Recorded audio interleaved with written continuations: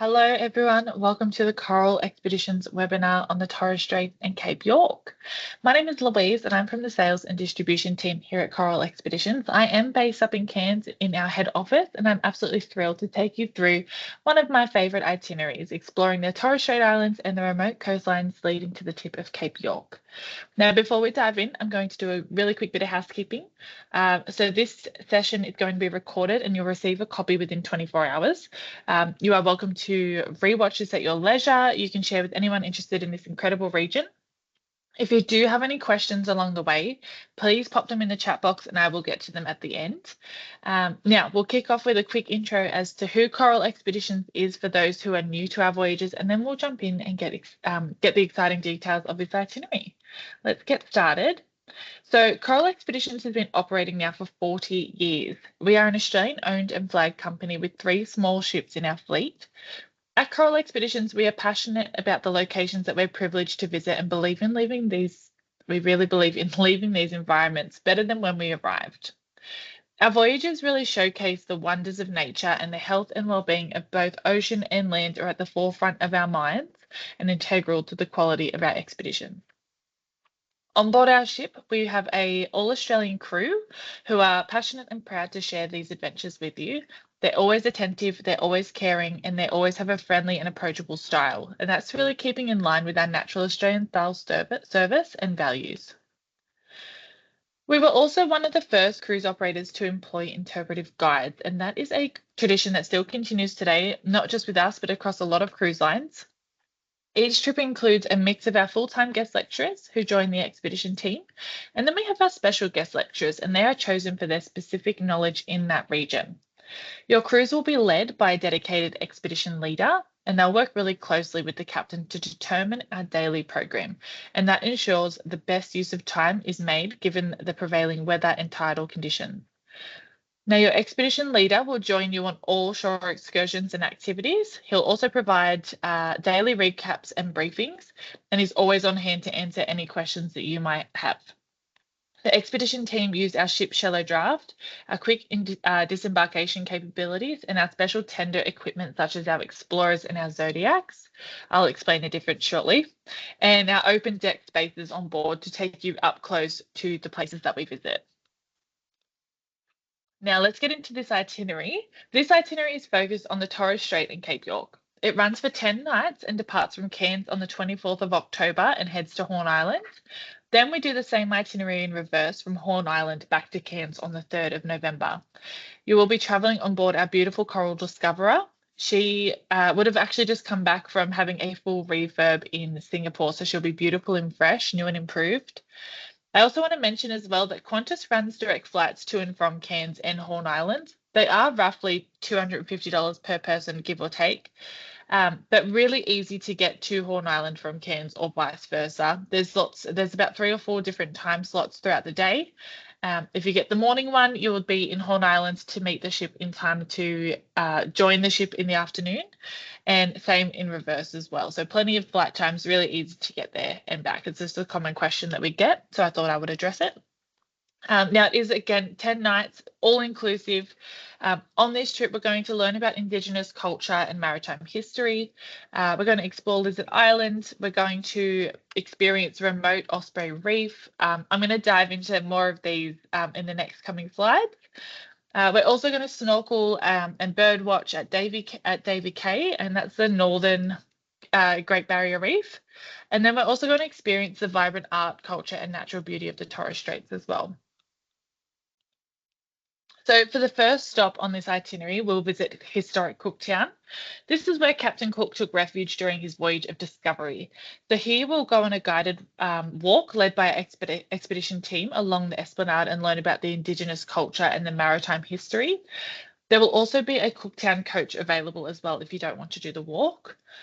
We also will be paying a visit to the Cooktown Museum and examine the relics of Australia's exploration era. Little fun fact about Cooktown, it is the oldest town in far north Queensland. It's also one of the oldest European settlements in Queensland and was established back in 1873 during the Palmer River Gold Rush.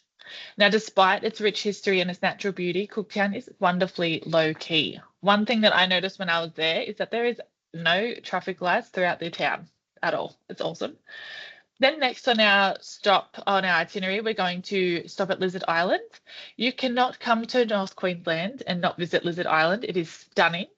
It's one of the most beautiful islands on the Queensland coast. Here we're going to get the opportunity to swim, have a snorkel, have a leisurely walk along the beach.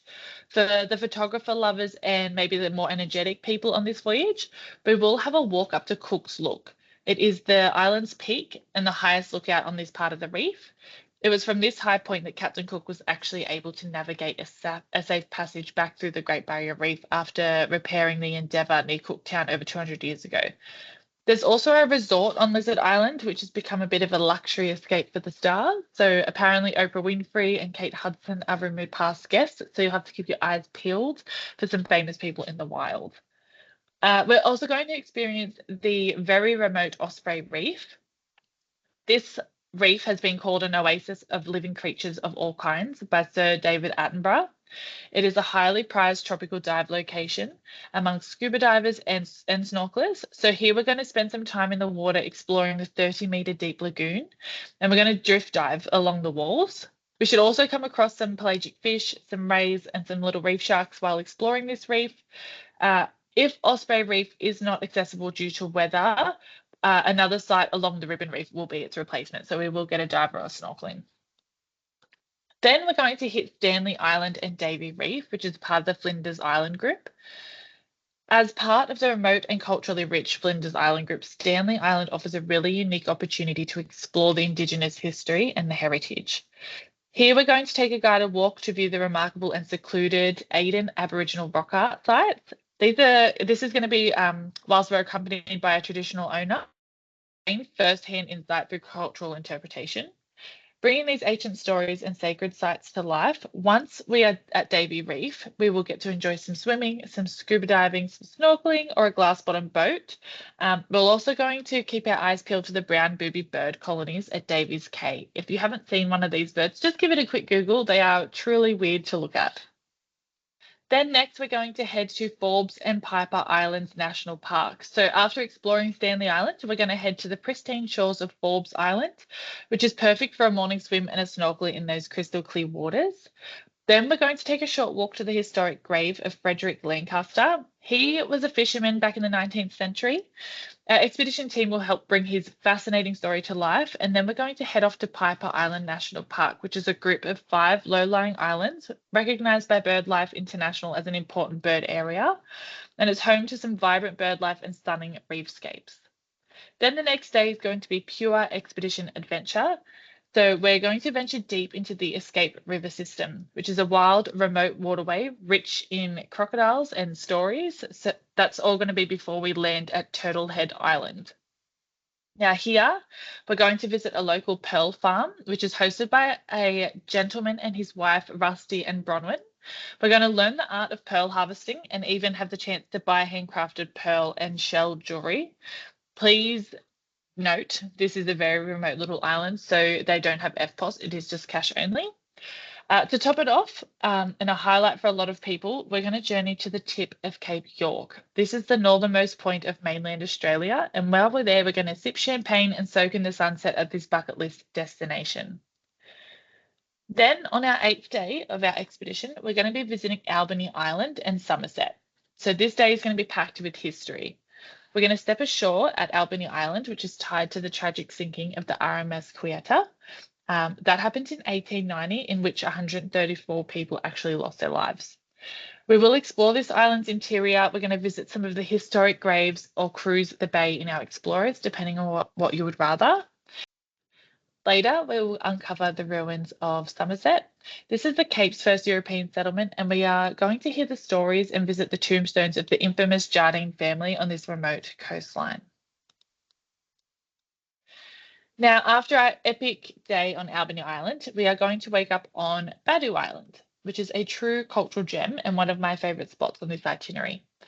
We're going to visit the Indigenous Art Centre and watch printmakers in action. If anything catches your eye while we are there, you can purchase these unique artworks straight from the source. We're then going to enjoy a traditional kai kai, which means lunch. It's going to be a mouth-watering feast of locally caught fish, crayfish, and more prepared by the community. And it's a really big highlight that you won't forget. This is always mentioned in our guest feedback after this itinerary. And then on our final day, we're going to explore the heart of the Torres Strait. So with 200 stunning islands, only 17 of these are inhabited. This region is rich in history and in culture. On Thursday Island, we are going to enjoy a coach tour. We're going to visit the Japanese Pearl Divers Memorial and the Bernard Nemec Sir Monument, which is the creator of the Torres Strait Islander flag. We get to watch the vibrant cultural performance and explore the local treasures like the Gabtatui Culture Centre. Once we're back on board, we'll toast with the captain's farewell drinks. We're going to share a final dinner together and I'm sure reflect on an unforgettable journey.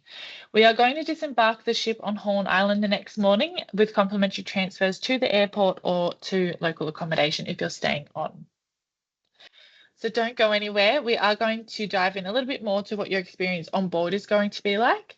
So to start with, we are all inclusive. So your cruise fare covers everything that matters the most. So this includes your excursions, your activities, meals and drinks, our expert guides, our taxes and our fees. So unpack once and then simply relax and enjoy the experience.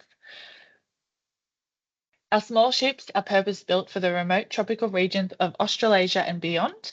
So featuring stabilizers, shallow drafts and high maneuverability, we can navigate shallow reef systems, rivers and shoals. Our unique Explorer tenders provide guests access to nature with comfort and ease.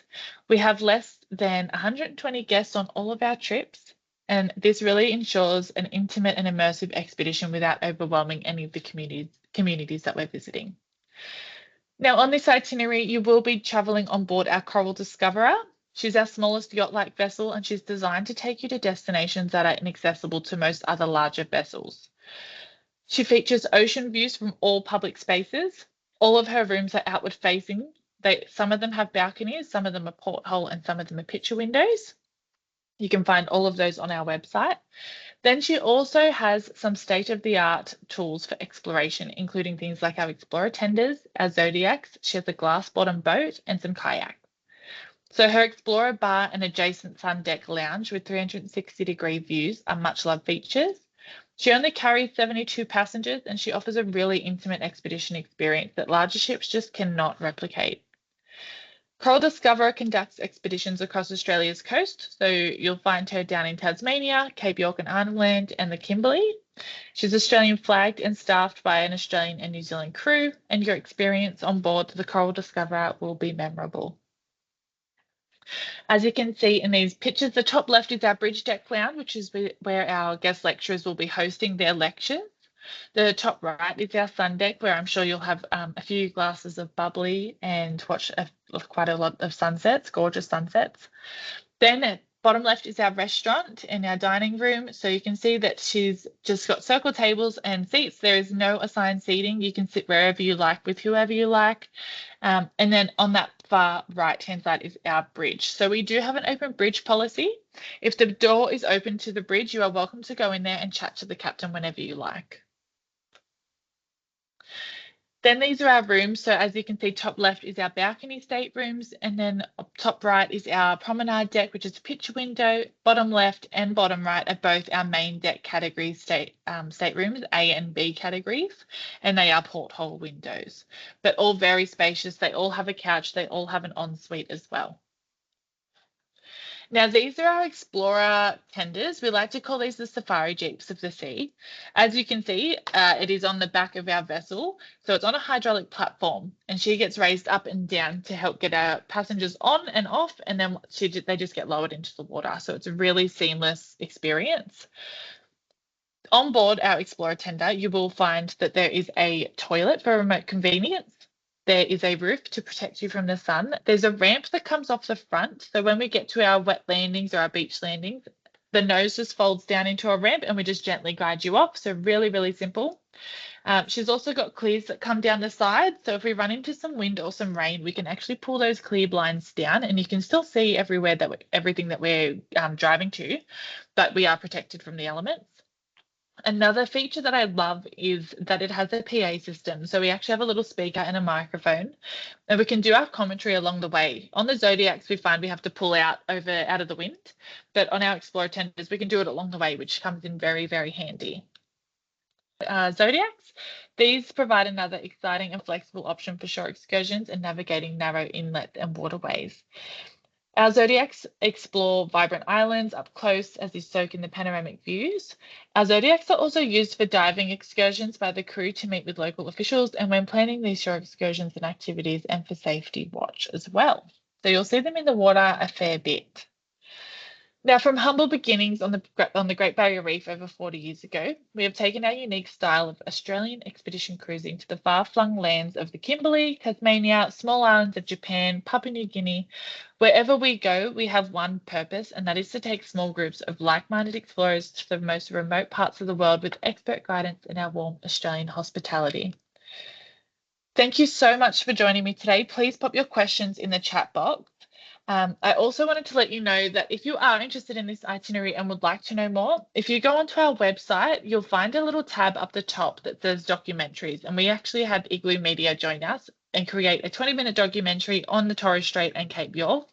It is a wonderful, wonderful documentary. There's actually a few documentaries on there, but yeah, this one's really, really special.